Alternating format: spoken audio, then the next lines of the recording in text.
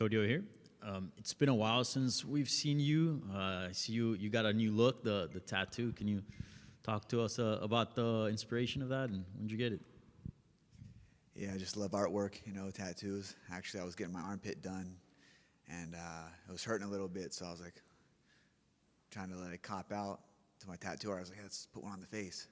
So I went to the face and did it, and just to give me some time to not act like a sissy on the armpit. So we put the face tattoo on and just went with it. Full send. Fuck it. Yeah.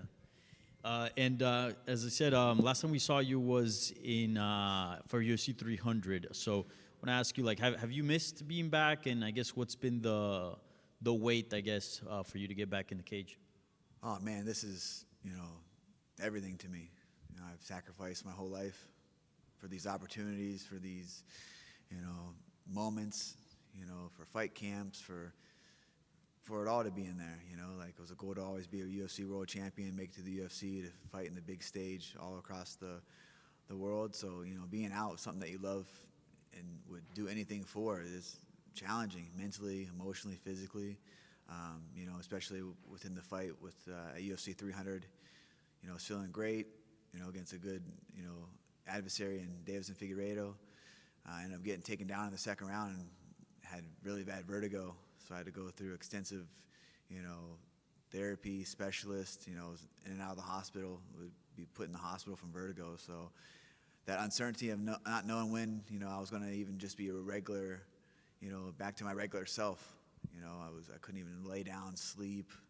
It was troubling, but I kept faith in myself, prayed to my God, had a close team, family that loved me and supported me and, was going to get me through it. And I would like to, take hats off to the UFC performance, the doctors there, the PT, everyone there. They put my health first, instead of just jumping me back in the cage to fight, as the fighters wanted to do, I wanted to do. When I was sitting in that hospital bed, I was wanting to do anything to get able to fight, weigh in a fight, but there was no way that I was making it. So they put my health first and really took care of me and got me the best help that I needed to get better, and I felt better than ever. I've had a great camp.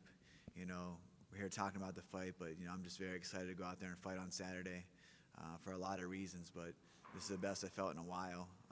Just mental clarity, physically, emotionally, I'm just excited to go on there, and Hani Barcelos is a dog. That's why I asked for this fight, and just excited to be back. 14 months away. Yeah. Glad you're doing well, man. And I gotta ask you, like, you've had a lot of health setbacks throughout your career, which is why we've seen those periods of inactivity and whatnot. How much has that tested your drive and I guess your want in this sport? Because I think a lot of fighters or a lot of people that would go through that would probably at some point just bail out entirely on the sport. But here you are, returning and you're still at it. Yeah, I look at it like this. I was under 2 years in the UFC, became a world champion. 6 fights, blasted to the top, came out of nowhere, and that was that part of my life. This is part of life. Like, hey, it was easy to win the title. You know what I mean? It's harder to stay here, and that's what I'm doing. I'm staying here. I think that's the mindset, the mentality that I bring into it. Like, hey, I'm a former world champion. It's great, love it. It was something that was amazing to accomplish, but it didn't fulfill me.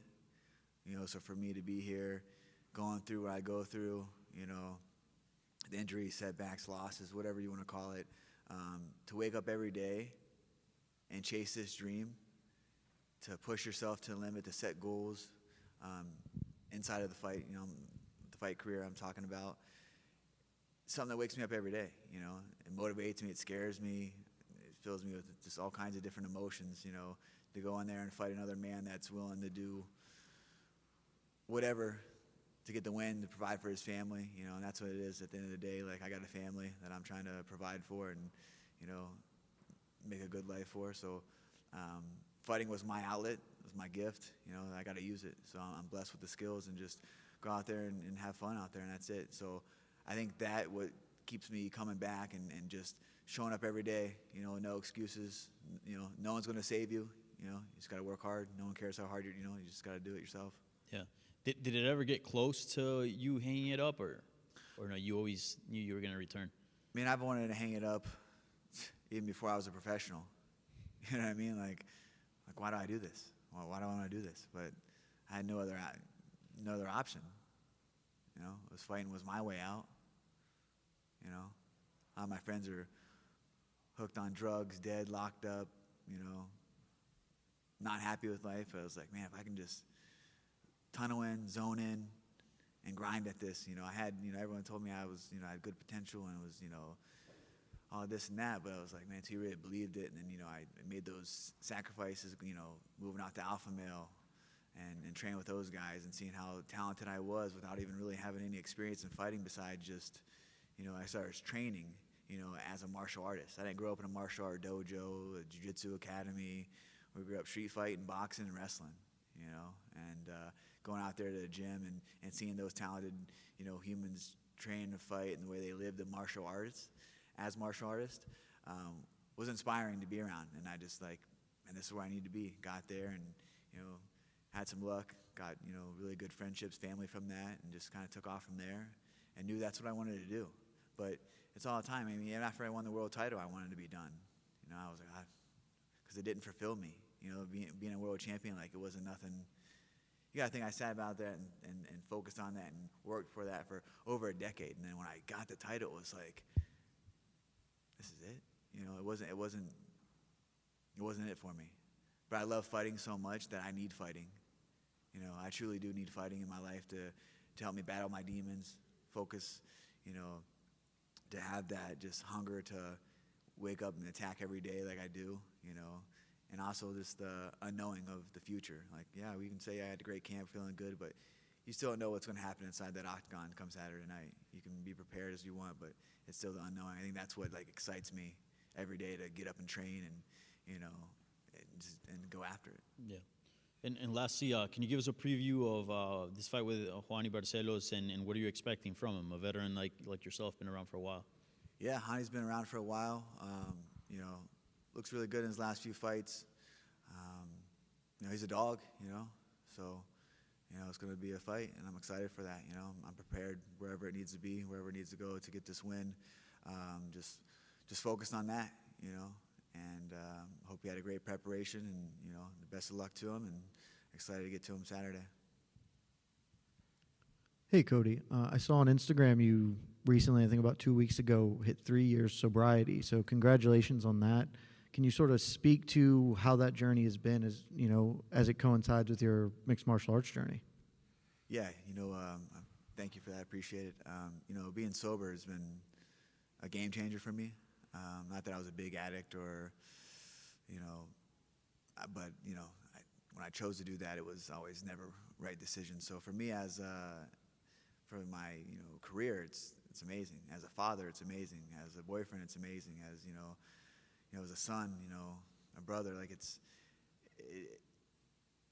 it changed my life in a way that I didn't think that it would, but as I keep progressing and I'm in that, sobriety, I'm stronger. I feel better, I feel clear, 6 months I haven't, smoked weed either. And I've smoked weed since I was, 12 years old, 13 years old.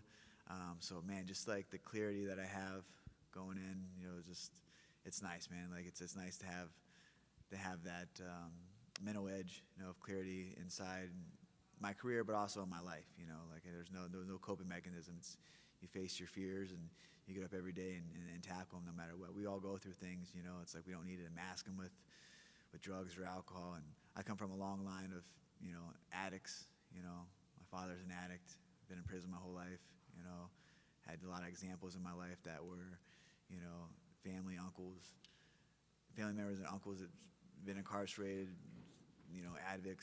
addicts. So it's, something that I never wanted to do, and I always wanted to make my mom super proud, So I just, if I can quit one thing that's not, a bad habit, then, but it's helped out a lot in life and in my career, just focus, So, it's a good living.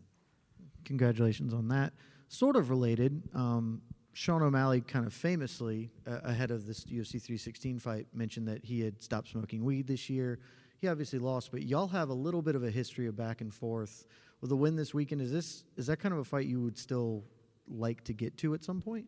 Yeah, he should have kept smoking because he looked like shit. But yeah, whatever he had to do, Sometimes you lose and you try to reinvent yourself and find yourself. And at the end of the day, man, like you know who you are. You know what you got to do. I know I'm one of the best fighters in the world. So it's like but when you lose, you got everyone in your ear saying you need to do this and do that. Just remember what got you there and who you are at the end of the day. But yeah, that's a fight that, definitely, I think that's a huge pay-per-view sale fight, Sean and I. But like I said, I'm focused on this fight this Saturday, and then we'll let, everything else fall in line. Do want to go one more to that, though, because after 316, big topic of conversation, Merab Dvalishvili may be the greatest bantamweight of all time. As a bantamweight champion yourself, do you think he's the greatest? Kind of where do you come down on this argument? I personally, I like Merab. I think he's a great, great human. I mean, just his hard work and his fighting style and just how he is as a person, really humble guy. Great fighter, he's turning it up. He's doing well, he's winning, he's doing his thing in there. As far as best, greatest, you'd have to line him up. I think it's truly Dominic Cruz is the greatest bantamweight of all time.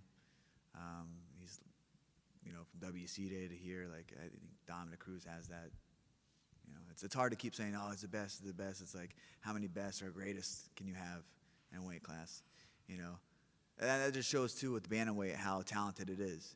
The greatest, the greatest, the greatest. How many people you've heard of that the greatest? You had Henry Cejudo that was in there, that was a bantamweight, flyweight champion, one of the greatest as well.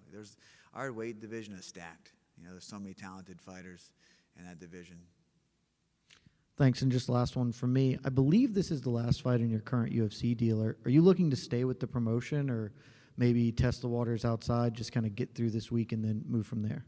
Yeah, see, I do a lot of things that I don't need to publicize or, hey, I'm doing this. I signed a new deal. Ali, my manager, got me a new Congratulations. good deal. He's always, taking care of me. So, like for me, it's just another fight. I obviously love the UFC, want to be with the UFC. It's the best organization in the world. So I let him handle that. It's just another fight for me. Like, yeah, I'm grateful that, and don't take it in a negative way, but I don't need to go out and praise, oh, new 4-fight deal. Like, I'm here, it's great. I'm thankful to be here for another contract, but, it's for me, it's another fight, and I got to get the job done. Thank you. Yep. Cody, right here.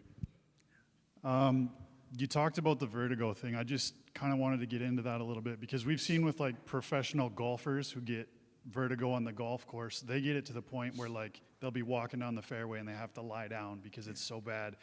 That's golfing. You got to go in there and you got to deal with somebody that's punching you in the face for 15 or 25 minutes.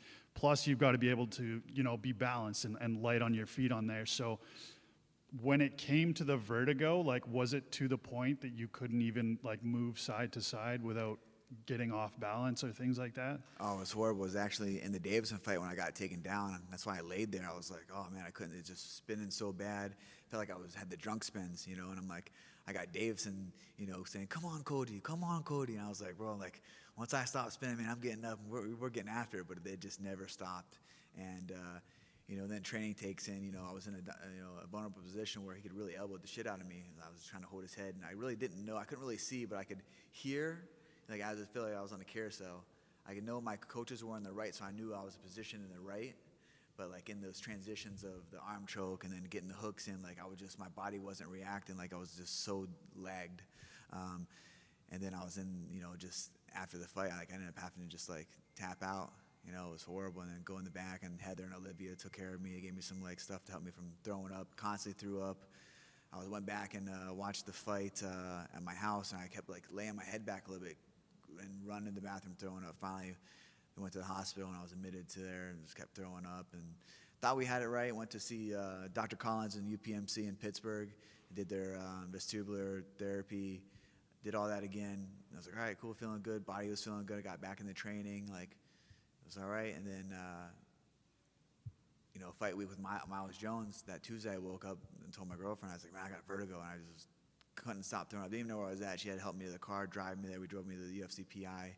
Heather advised us to go there. Dr. Davison saw us at the hospital, drugged me up so much that I'd wake up, throw up, passed back out, like I was just out of it. And it was like a couple months, man, I just felt not myself, had to go back to the UPMC, go through the vestibular therapy.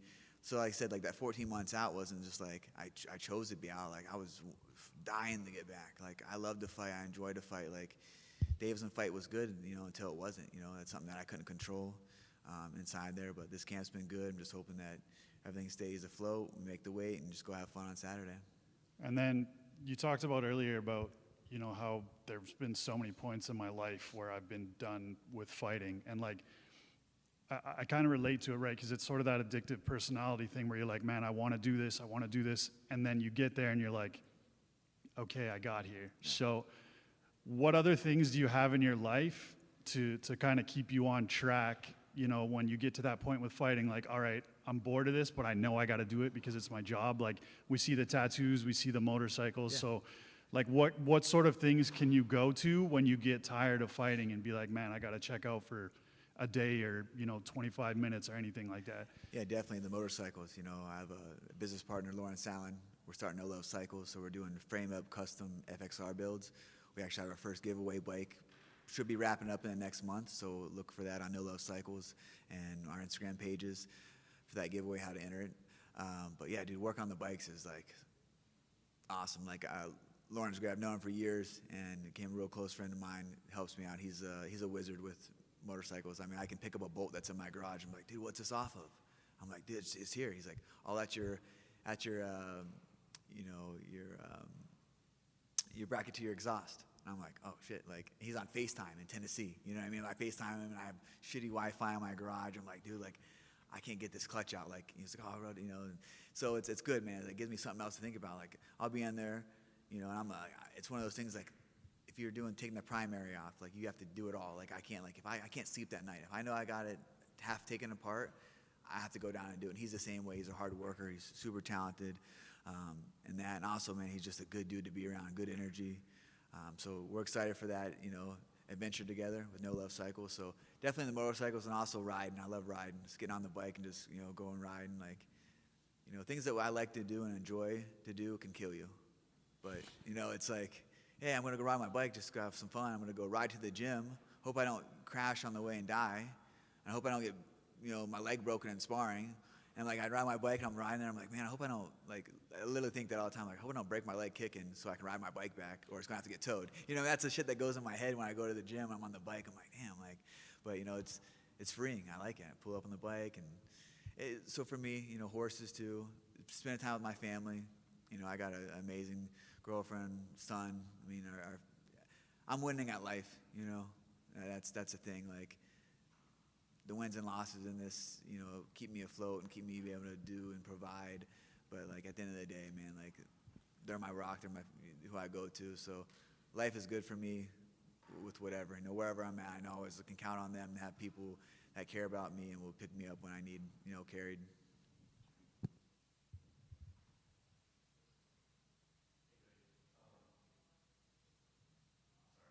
Hey, Cody, so you mentioned, you said you were winning at life. With your family and everything you've got going on outside out of the cage. At what point did you realize that that is what you wanted and you wanted to win at life that way? I think that's always something I wanted. I didn't care about the fame, the money, like anything like that at all. Like that's all nice. I mean, yeah, money is great to live, and like once you was a world champion, it was like, okay. I believed in myself when no one believed in myself to make it here.